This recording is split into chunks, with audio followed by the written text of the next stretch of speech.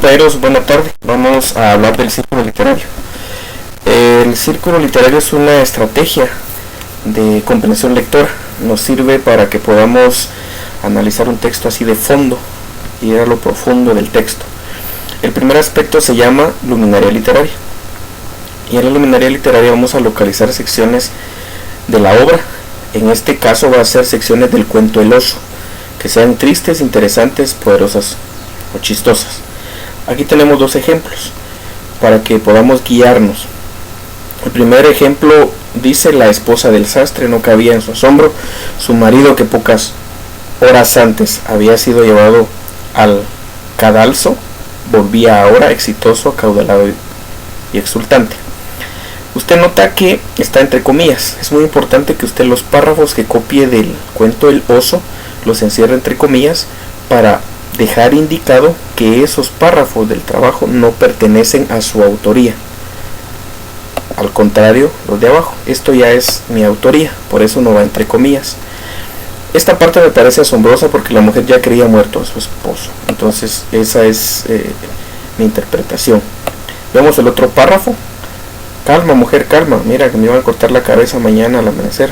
Ahora tengo 2 años. En 2 años pueden pasar tantas cosas, ¿verdad?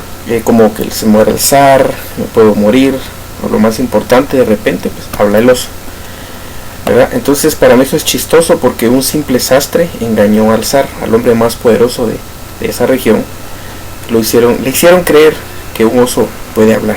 Entonces aquí está mi análisis. Esta sería la luminaria literaria.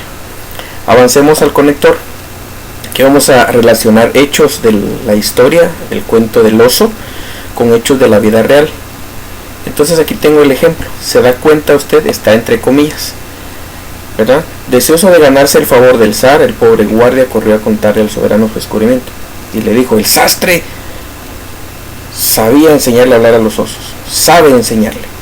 Entonces esto yo lo conecto o lo relaciono, tiene similitud o parecido con las situaciones de personas que les gusta hablar de los demás.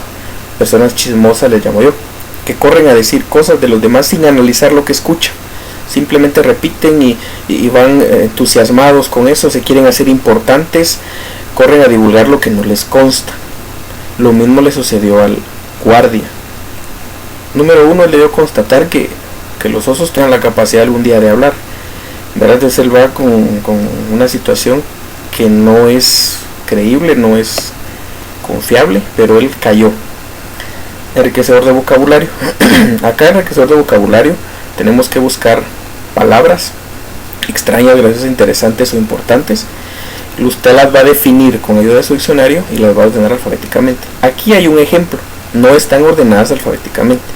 Por si de repente usted las quiere usar, entonces ya le tocará a usted ordenarlas según el alfabeto. El recopilador. Aquí es hacer un resumen. Señores, el resumen significa contar con sus propias palabras la historia. No es copiar las primeras líneas, ni las líneas de en medio, ni las líneas del final. Aquí usted va a contar la historia. Y la historia trata de un zar, de un sastre y un oso. Todo comienza cuando el zar descubre que sus botones están cayendo. Entonces se enfurece en contra del sastre, lo manda a llamar, ordena que le corten la cabeza, lo meten a la cárcel, tiene una conversación con el guardia. Entonces aquí yo le estoy dando mi versión, estoy contando porque yo ya leí el cuento, entonces estoy dando mi versión. Y así sigue usted contando y escribiendo el cuento con sus propias palabras. Eso es un resumen. Y la última parte, el ilustrador. Usted va a presentar la historia en 4 o 5 escenas, es decir, dibujos bien definidos y bien coloreados. Yo aquí tengo imágenes, ¿verdad? Perdón por no cumplir con el patrón de dibujos bien definidos y bien coloreados. Usted acá va a empezar, que había un zar en toda Rusia, él era berrinchudo, era malo, y al ver que sus botones se caían, fue a traer al sastre. Al sastre ordenaron que el siguiente día iba a morir. Luego tiene una conversación con el guardia indicándole que tiene la capacidad de hacerle halagos, y usted tiene toda la historia aquí contada. Y después encuentra a la esposa y a la familia llorando, y así sucesivamente se va. Entonces aquí está su tarea, compañero. Eso es todo y bendiciones.